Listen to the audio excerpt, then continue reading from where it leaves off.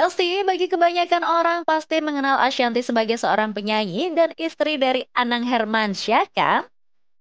Tapi ternyata tak hanya sekedar itu nih Belsi. Ashanti ternyata memiliki latar belakang keluarga yang keren banget. Kakak Ashanti yaitu Profesor Dr. Kiai Haji Abdullah Sidik merupakan seorang diplomat di masa pemerintahan Presiden pertama Indonesia, yakni Soekarno. Sang kakak juga kerap mendampingi Presiden Soekarno dalam berbagai kegiatan nih Belsi. FYI nih Besti, Profesor Abdullah Sidik mulai mengawali karir menjadi diplomat pada tahun 1950 sampai 1960. Karirnya dimulai di Kairo, Mesir, Manila, dan Filipina. Selanjutnya, ia menjadi duta besar luar biasa dan menteri berkuasa penuh di Bangkok, Thailand, dan memimpin delegasi Indonesia pada konferensi UNECAF, United Nations Economic Commission for Asia and Far East. Beliau juga pernah menjadi duta besar Indonesia di Rangun, Burma. Tak hanya itu saja nih Besti, sang kakek yakni Abdullah Sidik pernah menjabat sebagai Ketua Pengadilan Tinggi Sumatera Selatan. Dan ia juga pernah merangkap sebagai Mahkamah Tentara Republik Indonesia dengan pangkat kolonel. Kakek Ashanti juga pernah menjadi residen diperbantukan kepada Gubernur Sumatera di Bukit Tinggi pada tahun 1947. Luar biasa banget ya Belsti, memiliki darah seorang pejuang dari sang kakek. Bagaimana ya Belsti, perasaan seorang Bunda Ashanti?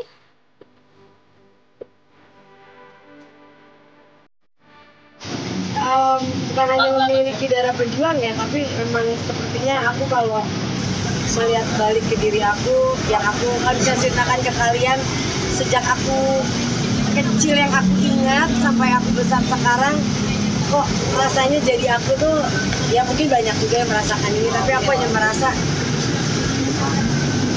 hebat banget aku bisa masih berdiri di sini hari ini untuk tetap kuat.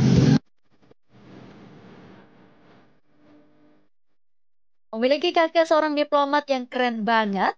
Boleh dong Bun, diceritakan sedikit mengenai perjalanan karir politik sang kakek.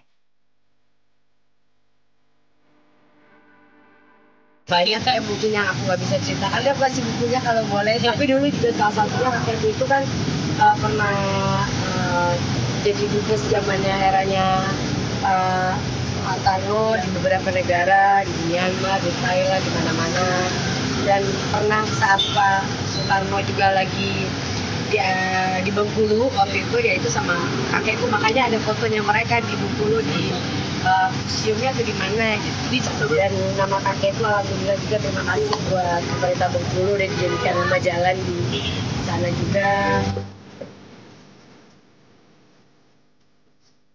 Wah, pasti happy banget ya Belsti memiliki seorang kakek yang merupakan seorang pejuang di era kemerdekaan. Udah gitu, namanya diabadikan menjadi nama jalan di tanah kelahirannya loh Besti. Ya terharu lah, tapi belum bisa balik ke sana lagi ya, karena masih kayak gini, nanti mudah-mudahan ada waktu. Memaknai kegigihan para pejuang seperti sang kakek, Ashanti pun mengungkapkan perjuangan versi dirinya nih Besti. Apalagi saat ini memang dirinya tengah dilanda berbagai masalah hingga membuat mentalnya down. Pokoknya saya tetap berjuang, kita tetap berjuang demi apa ya, keluargaku dan karyawanku juga ya, diriku sendiri. Mudah-mudahan aku mampu dan aku yakin aku bisa menjalani.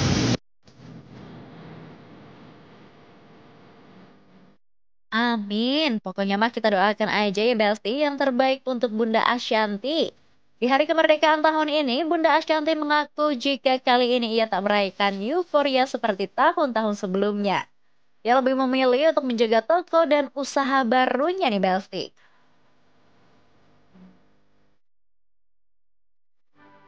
Tuh Euroforia 17-an mau jaga warung aja. Ya udah lagi nggak bisa, maksudnya mau lomba biasa lomba-lomba tapi karyawanku udah pun kita nggak ada, tapi karyawan Lumiere aja yang nggak berani ngomong begitu ya. Kalau karyawan YouTube, karyawan yang lain kayak kita nggak ada lomba, nggak ada ini, wah nggak dapat hadiah, nggak ada. Kalau karyawan Lumiere mereka nggak ada yang bisa menjawab karena bagi mereka kita masih bekerja pun itu sudah berdaya gitu.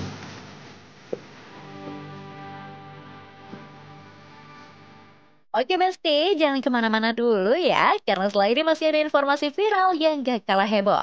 So, tetap di Celebrity Friends.